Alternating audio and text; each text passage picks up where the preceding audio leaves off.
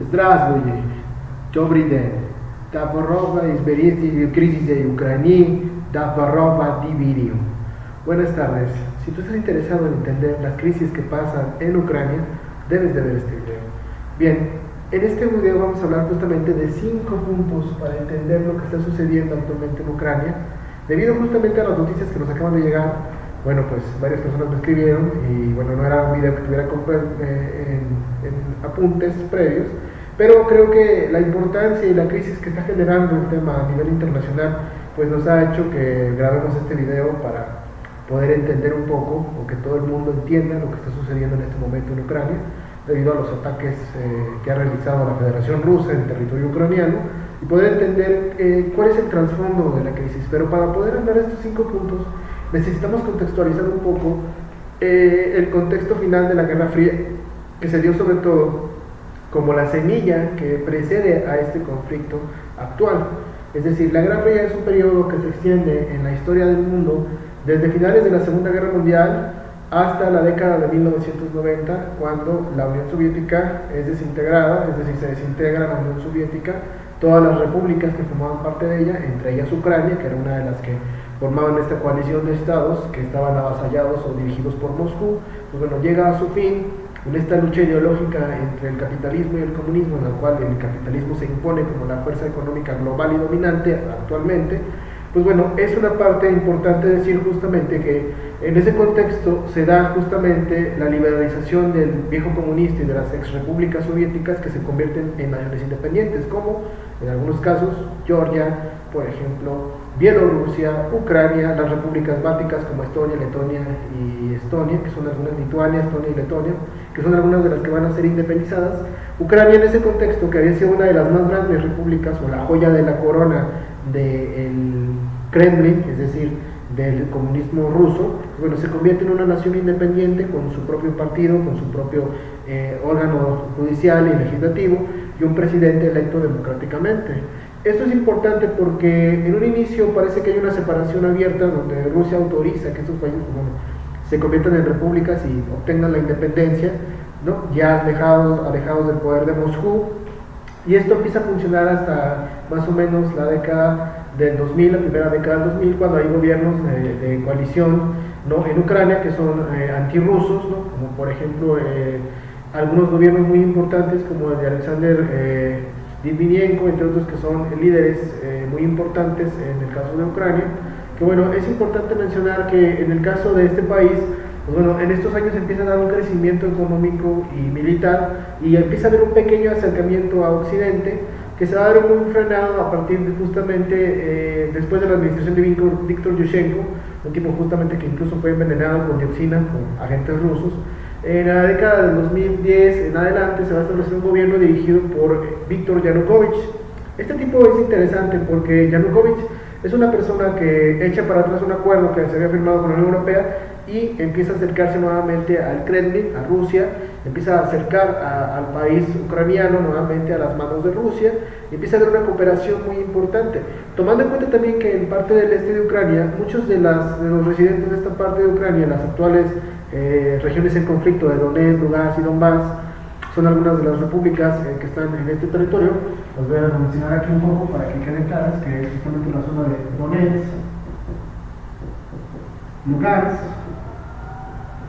y lo que es el Donbass, donde se presentó el ataque del día de hoy. Justamente, pues bueno, son zonas que se han considerado siempre prorrusas, o sea, es decir, la mayoría de la población habla el ruso como lengua usual o como lengua cotidiana, sin mencionar que tienen una ferviente devoción hacia la Federación Rusa y a su líder Vladimir Putin. Entonces, esa zona siempre se ha considerado una zona prorrusa. El gobierno, en ese sentido, el gobierno de Yanukovych era un gobierno que se caracterizó justamente por robar y robar. Prácticamente era un gobierno que robaba todo lo que podía, ¿no? Y entonces esto caracterizó a la administración hasta que justamente en 2013 se da un movimiento que se llama Maidán, que es un movimiento en el cual se pide justamente la idea de una nueva constitución, pero sobre todo un plebiscito nacional para expulsar al gobierno de Yanukovych, un gobierno que era corrupto, aliado de Moscú, y con lo cual esta revolución llamada Maidán lleva a cabo este proceso y Yanukovych sale exiliado a Rusia. Entonces, a partir de ahí se establece un gobierno de coalición justamente, que va tratando de acercarse a la Unión Europea, pero sobre todo a Estados Unidos, para poder más adelante, en algún momento dado, formar parte del Atlántico del Norte, es decir, de la Alianza del Atlántico del Norte, esta organización que ha construido Estados Unidos con las naciones de Europa Occidental como una fuerza militar que sigue, ¿no? Digamos, como apoyo en el mundo occidental. De ahí empieza la crisis que ahora sí podemos observar. El primer punto creo que es importante, lo mencionamos anteriormente, es un recuerdo de la Guerra Fría, es decir, el típico nacionalismo ruso de imposición militarista que se caracterizó en la década de los 60 y los 70, por ejemplo, los 60 con la invasión a República Checa, en los 70 y 80 con la invasión a Afganistán, que fueron invasiones que llevó a cabo la Unión Soviética para demostrar ese poder e influencia en ciertas partes del mundo, en este caso en Europa del Este y en el Medio Oriente. Hoy lo vemos en esta parte central de Europa, con la posición estratégica de Ucrania, debido a que es una república de gran extensión territorial y de la cual, pues, bueno, es un gran territorio geopolíticamente hablando y militarmente hablando. En segundo punto, creo que es importante ver el nacionalismo militarista ruso, que justamente es un aspecto muy importante debido a que Rusia, con este tipo de acciones, lo que busca es imponer, es decir, es un mensaje de imposición y demostrar que la fuerza está presente. Es decir, ese es el mensaje que podemos observar de la acción militar de hoy, ¿no? Que tienen la fuerza, tienen el poder y no se van a tentar para realizar este tipo de objetivos, ¿no? Un poco las maquinaciones al estilo de Maquiavelo, ¿no? Es decir, no se tientan, cuando hay que derramar sangre, derraman sangre. Entonces es una cuestión muy importante verlo, porque en el contexto internacional significa mucho para nosotros, debido a que esta acción ha demostrado que ellos están dispuestos a llegar hasta el límite de las consecuencias, y esta es una acción que debemos de tomar en cuenta. Número 3, extensión de la influencia occidental. Estados Unidos y la Unión Europea han considerado que Ucrania podría ser la frontera para limitar justamente ese nacionalismo ruso, aunque si bien Rusia acusa a Ucrania de ser un país neofascista o de apoyar ideas nazistas, realmente hay que considerar que esta idea del nazismo circula en muchos países de Europa oriental y occidental, tanto Alemania como Grecia, en la propia Rusia, Ucrania. Hay sectores de extrema derecha que siguen apoyando ideas fascistas. Esto no es nada más de Ucrania.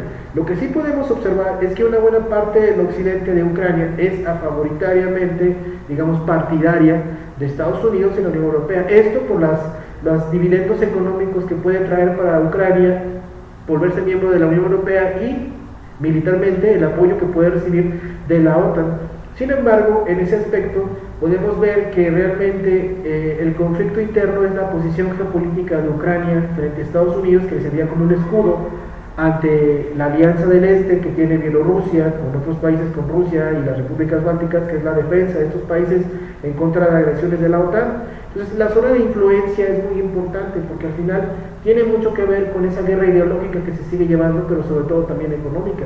Recordemos también que por Ucrania y por esta parte pasa un oleoducto de gas que es el que surte a toda la Unión Europea, que viene desde Rusia, este proyecto dinámico que deja millones, ¿no?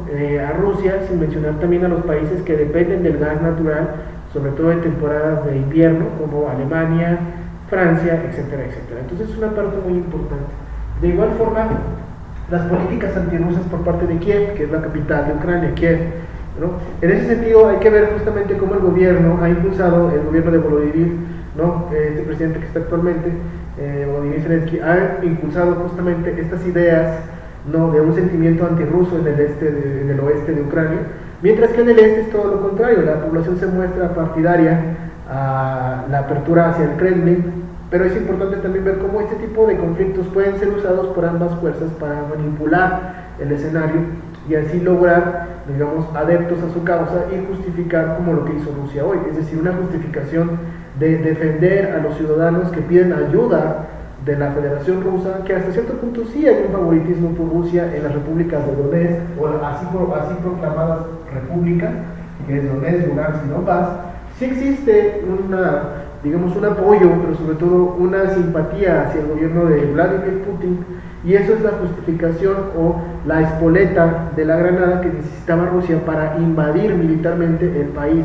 Si bien ya lo habían hecho antes, de hecho en 2014 habían tomado actualmente lo que es el puerto de Sebastopol y Crimea, esta pequeña isla en la península justamente de Crimea, que es geopolíticamente y militarmente estratégica, ¿no?, que pertenecía a Ucrania, pero aprovechando las condiciones del Maidán justamente y del cambio de gobierno en Ucrania, Rusia invadió militarmente esta península, ocupándola desde el 2014, con lo cual actualmente forma parte del territorio nacional de la Federación Rusa. Eso es algo muy importante, porque si desde ese momento tal vez se hubieran exigido sanciones más duras a Ucrania, tal vez no estaríamos viendo esto.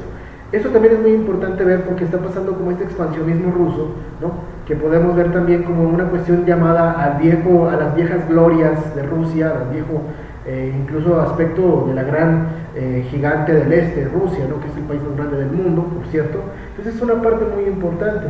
Y como último punto, si bien la guerra militar ya se está dando, ya existía una guerra ideológica y una guerra comercial, o sea, ese punto es el más importante. Ya existían las condiciones para una guerra comercial y una guerra ideológica, que estaban presentes desde prácticamente antes de este conflicto. Es decir, la resolución y la desintegración de la Unión Soviética lo único que trajo fueron resultados de un conflicto ideológico mal resuelto, lo que dejó abierta la herida para la crisis que estamos viviendo hoy en día. Entonces es muy importante ver este aspecto para nosotros desde el punto de vista académico o social, debido a las repercusiones que puede tener. Si bien los países occidentales han impuesto duras sanciones económicas a la economía rusa, en términos generales sí hay una afectación a la economía rusa, pero no como para dejarla moribunda.